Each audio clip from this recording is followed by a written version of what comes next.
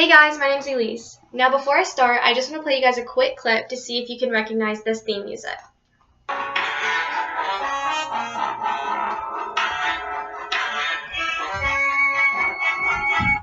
Okay, now even though that was a very short version of it, I'm sure everyone is familiar with this famous soundtrack that is undoubtedly one of the most memorable and terrifying pieces of music in movie history.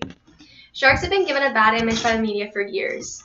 These guys are a misunderstood species and should not inject fear in humans, but be admired and respected for the roles that they play in keeping our oceans healthy and for keeping our society thriving.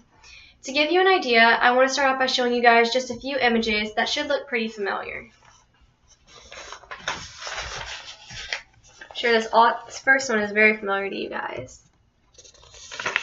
Now all of these are covers of movies that have given sharks their bad reputation.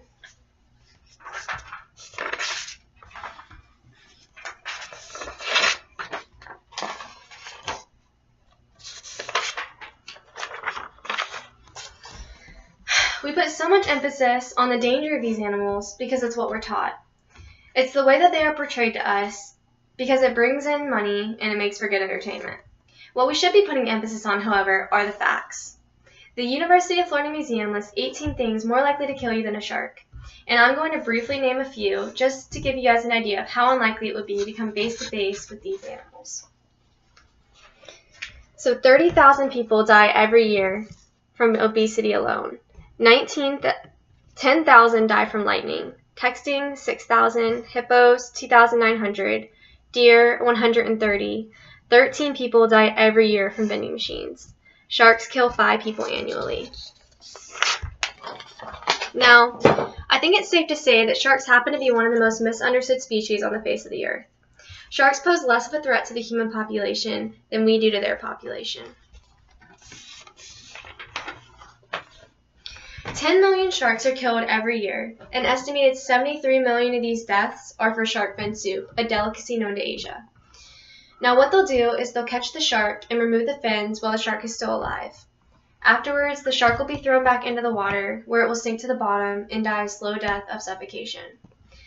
Now this is all done simply for profit. And you can see what it looks like here. Next, I want to talk about recreational fishing. This also takes the lives of many sharks. Now, many of these killings are done unintentionally, but if sports fishermen do not have the appropriate training and wind up doing the catch and release techniques improperly, the shark could become stressed and die as a result. Now, I want to look at the other spectrum of things. We fail to recognize the positive impacts that sharks have. We shouldn't view these animals as harmful to humans, but beneficial. Sharks lie at the top of the food web in the ocean, making them an apex predator. Ecosystems cannot remain stable when an apex predator is removed. Decreases in the shark population would trigger a chain reaction. Now, what we would begin to see is an overwhelming abundance in the shark's prey, smaller animals such as smaller fish and seals. This would inevitably lead to diminished population of smaller organisms that obtain their energy from plants and algae. Likewise, that will have an effect on the coral reefs and so on. Sharks also boost our economy through ecotourism. Over $300 million a year is generated from shark tourism, and this number is predicted to double within the next 20 years. Scientists have begun to propose that sharks could even potentially hold cures for many diseases. Squalene, a compound found in dogfish sharks, is used to fight off bacteria. Now, this can also be used to fight off human and animal bacteria. This chemical works by disrupting the chemical membrane interactions that are essential for replication. Now, though there is still a long ways to go, scientists have high hopes that with further testing, squalene could be used as a major agent to fight against human diseases.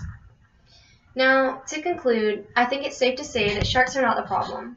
Sharks should be our biggest fear. Sharks should not be our biggest fear, but a life without them should be. Sharks pose much less of a threat to us than we do to them. Now, we should all leave the stigma and the label behind while recognizing the huge impact that these fascinating animals have on us and our oceans. Thank you guys so much for watching.